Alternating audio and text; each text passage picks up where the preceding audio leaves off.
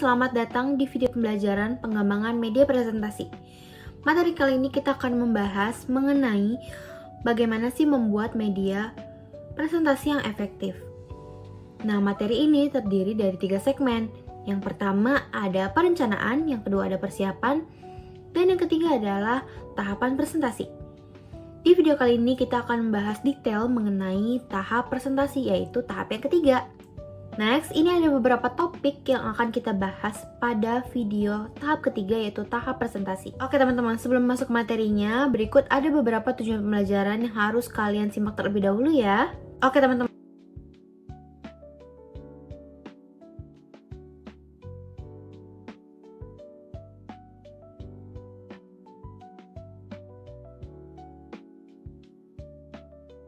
Tahap persiapan ini itu dimana kita mempersiapkan semuanya lebih awal sebelum presentasi dimulai.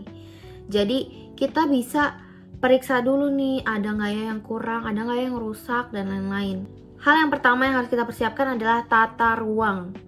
Jadi tata ruang ini kan menentukan kenyamanan dan ketertiban audiens. Terus posisi duduk yang terlalu dekat atau terlalu jauh dari layar itu benar-benar ganggu dan bikin mereka kesulitan untuk ngikutin materi kamu. Pastiin semua anggota audiens tuh dapat melihat materi kamu di proyektor itu dengan baik gitu, dengan jelas. Terus jangan lupain juga tentang sound system. Pastiin mereka bisa mendengar suara kamu tuh dengan jelas dan baik. Hal kedua yang harus kamu persiapkan adalah suhu ruangan. Kalau suhu ruangannya nggak nyaman, itu audiens akan gelisah sendiri ya. Itu akan mempengaruhi konsentrasi audiens.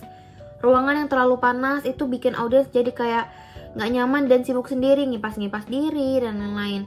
Tapi kalau ruangan yang terlalu dingin, itu berpotensi membuat audiens justru semakin ngantuk dan nggak tertarik lagi dengerin penjelasan presentasi dari kamu. Yang ketiga yang harus kamu perhatikan adalah pencahayaan ruangan. Nah, pencahayaan ini berperan dalam menjaga perhatian audiens. Jika ruangannya terlalu gelap, lagi-lagi akan membuat audiens tuh terasa ngantuk, karena mereka nggak bisa melihat dengan baik apa yang kamu presentasikan. Sebaliknya, jika ruangannya terlalu terang, itu visual dari proyektor kamu tuh justru nggak terlihat ya. Yang keempat itu adalah daya listrik. Nah, di sini kamu harus pastiin semua perangkat elektronik kamu tuh bisa digunakan tanpa kendala ya.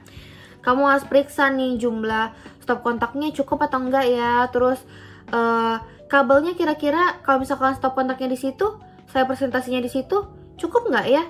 Kabelnya harus sepanjang apa ya? Itu semua harus dipersiapkan dengan baik ya. Biar itu nggak ganggu alur presentasi kamu nantinya. Yang kelima ada peralatan presentasi. Nah, di sini kamu harus periksa seluruh peralatan presentasi kamu, mulai dari pointer, terus speaker, proyektor itu berguna atau enggak, berfungsi atau enggak, apakah ada yang rusak atau ada yang error dan lain-lain, itu harus dipersiapkan. Minimal banget 15 sampai 30 menit sebelum acara kamu dimulai. Oke, jadi kita masuk ke aspek terakhir, yaitu keamanan. Keamanan ini sering dianggap tidak penting dan diabaikan oleh orang-orang, padahal ini adalah aspek yang penting ya. Kamu pernah nggak sih ngelihat mendatangi suatu seminar, terus kamu melihat proyektornya itu diletakkan tepat di depan pintu darurat, padahal jika terjadi sesuatu hanya pintu itu yang bisa digunakan. Itu adalah salah satu contoh kenapa aspek keamanan ini penting untuk kamu persiapkan sebelum kamu melakukan presentasi. Terus jangan pernah membiarkan kabel berserakan. Kamu kalau bisa rekatkan kabel dengan lakban supaya nggak ada yang tersandung, baik peserta maupun panitia. Yang pertama itu harus mempersiapkan diri, berpakaian rapi dan nyaman. Kemudian kamu harus berbicara dengan jelas dan percaya diri. Ini adalah panggung kamu. Saat kamu melakukan presentasi, itu adalah panggung kamu. Tunjukkan semangatmu dan gunakan bahasa tubuh yang positif. Jangan seperti orang yang merasa minder dan malu, itu nggak boleh. Terus hindari gerakan-gerakan yang mengganggu. Yang kedua ada posisi dan gerak tubuh. Jadi kalau kamu pakai layar proyektor, kamu berdiri di kiri layar dari arah penonton. Jangan menghalangi pandangan penonton, jangan berdiri di tengah-tengah proyektor. Terus lihat layar hanya untuk menunjukkan atau menekankan sesuatu. Itu makanya penting kamu harus memahami materi kamu ya. Terus gunakan laser pointer untuk memudahkan kamu saat melakukan presentasi. Beri waktu cukup agar audiens tuh bisa baca dan paham visual yang ada di slide presentasi kamu. Yang ketiga itu lakukan interaksi dengan audiens. Hal paling dasar, kamu bisa menggunakan kontak mata dengan audiens ya. Jadi itu untuk menunjukkan bahwa kamu di sini memiliki rasa percaya diri yang tinggi dan kamu yakin dengan omongan kamu yakin dengan apa yang kamu sampaikan dengan kamu berbicara melalui kontak mata ya. Terus ajak juga audiens terlibat. Misalnya kayak beri kesempatan mereka untuk bertanya, terus beri mereka contoh, tanya bagaimana pendapat mereka dan lain-lain sebagainya. Yang keempat, ada manajemen waktu dan kesiapan. Di sini kamu harus gunakan alat presentasi itu dengan tenang, tanpa menarik perhatian berlebihan.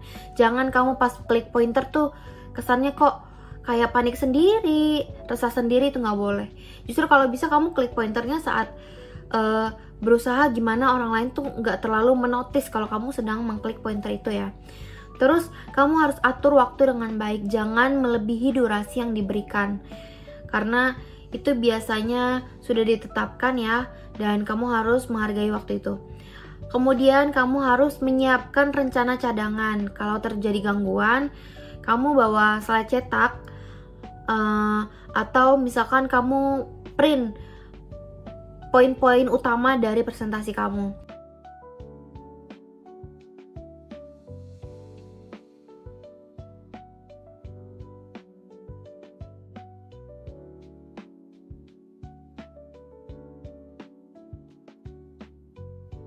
Oke teman-teman, itu tadi adalah tahapan perencanaan dalam membuat presentasi yang efektif. Setelah kita tahu tadi bagaimana cara mengenali karakteristik audiens, bagaimana menentukan tujuan yang tepat, bagaimana membuat isi yang sesuai dengan tujuan, dan bagaimana cara kita menyampaikan informasi kepada audiens. Selanjutnya kita akan belajar mengenai tahapan persiapan dalam presentasi.